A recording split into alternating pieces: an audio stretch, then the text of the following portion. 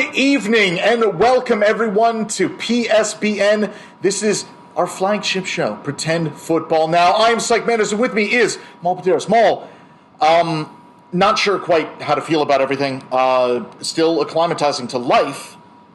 There was some sort of panic. I don't understand it.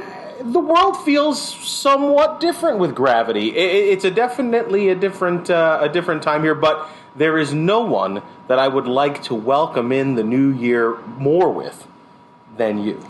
It's true. Our thirst is only quenchable when it is exposed to fantasy football. So, without further ado, everyone, let's get into the dirty details.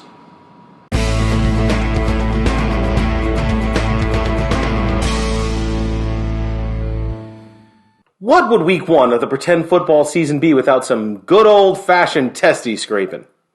Such it was in the matchup between two of the league's most inept franchises as the Roswell 51ers and Coach Sean Martin head to Mute Station to face off against Coach Eric Menzie and You're Still on Mute. The Mute started strong with a big performance from Joe Mixon, who provided 145 yards of total offense en route to 18 fantastic points. He led all scorers in the game. The next best stat line on the team was kicker. That's right, it's week one, and we're talking kicker points on PSBN. What a world. Greg Joseph did all he could to kick the Mutes into contention with 13 points. And after that, it was all piss and misery as Dak Prescott perilously pinched his prodigious proud pincer. His thumb. It was his thumb. I'm trying here. It's 74 points. Come on. It's a joke, right? Not so fast. The 51ers were led by Jacksonville Jesus Trevor Lawrence and his 16 points. They were also seconded by a kicker, the obviously immortal Ryan Suckup, who kicked all of 14 more. Most of the other performances were just crap, literal doo-doo. So you know what made the difference? Tackles. Tackles, that's right. In a season where the NJC FFL finally added individual defensive players, it is a tackle by Cortland Sutton, a wide receiver? Is that right? That pushed Coach Sean's men above the fray with 76.75 points. Wow. Listen, I guess they're right when they say that misery loves company. These two bottom feeders were the lowest scores this week, yet one is 1-0, above the likes of the Tombstones, Funky Butt Lovin', the Knights, the Blimps. All of these damn teams outscored them. But it just proves that it's not who you play, but when you play them that counts.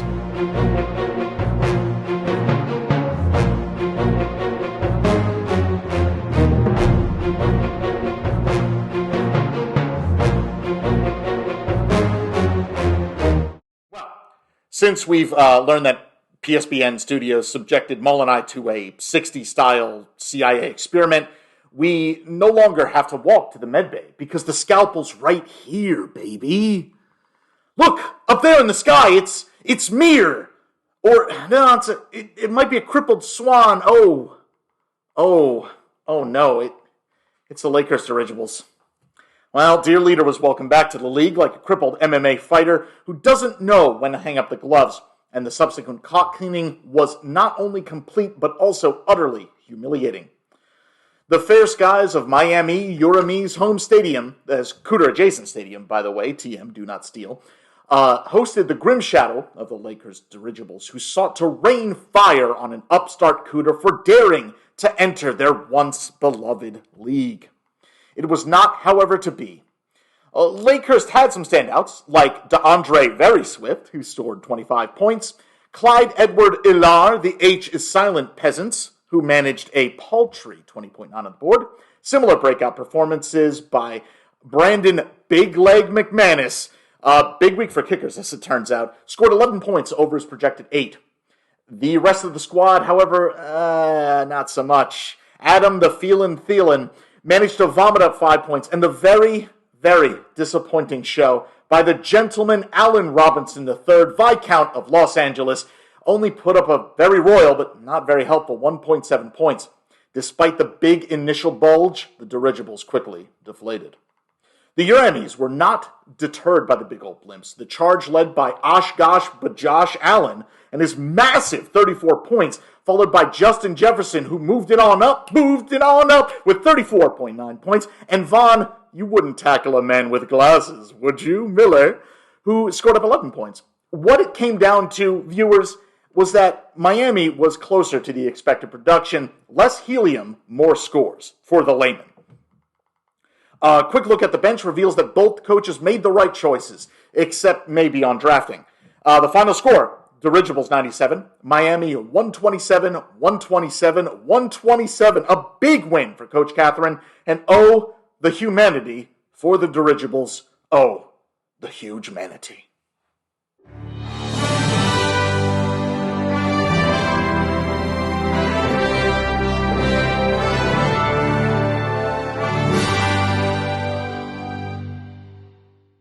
Viewers, welcome to a brand new segment.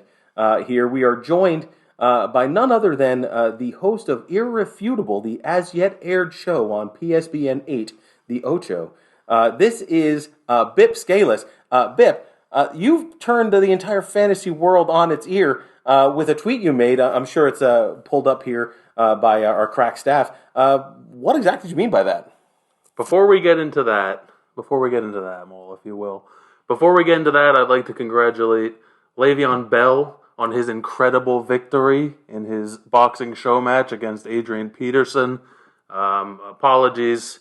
I put my money on Peterson. I figured he had more experience with the boxing and whatnot. Wasn't that weeks ago? Perhaps. But, again, in front of the camera, first time in front of the camera, it's got to be done. Got to give the props where the props are due. Fair enough. The people want the props. So, what about this tweet? Well, the tweet says what the tweet says. And what the tweet says is fact. Okay? Trevor Lawrence has ascended into the tier of elite pretend football quarterbacks. The world just isn't ready to admit it yet. He scored like 16 points. Yes. And you want to hear the list of so-called elite pretend football quarterbacks that he's outscored during this week? Sure. He outscored Tom Brady. This week he was better than Aaron Rodgers. Stat Padford? Man, what a terrible week from him. He couldn't even pad his stats properly. That's it. He's better than all of these so-called elites. But he's not better than Josh Allen. He's not better than Patrick Mahomes, Lamar Jackson. He's not better than any of those quarterbacks. He's not better than them. Listen up, people. This is for you. This is some education here. When it comes to pretend football quarterbacks, there is an S tier, and then there's the rest. Trevor Lawrence has ascended into that S tier. He is not definitively better than any of those quarterbacks.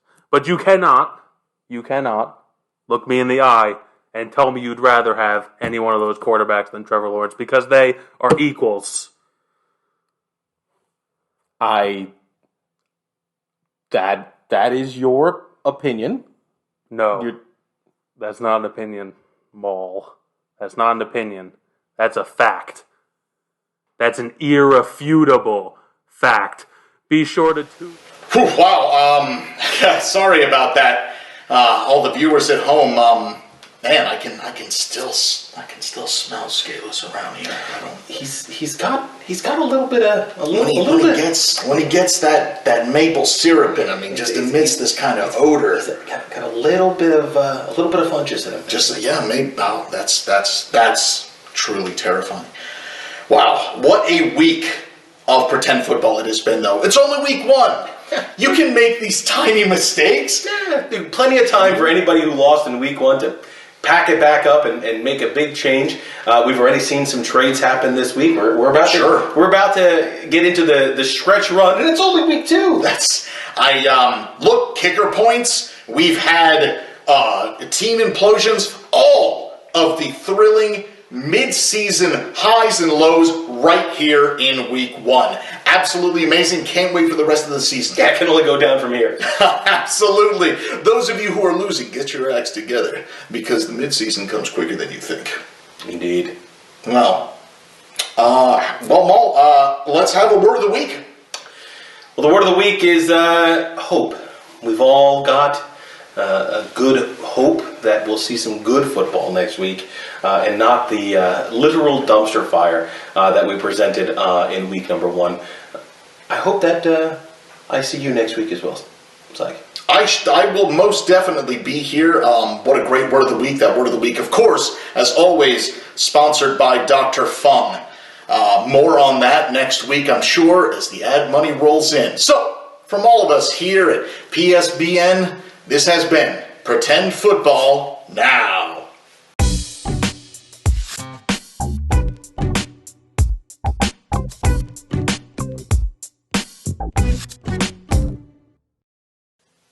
Ooh, that feels good. That double point. Oh, it's so iconic.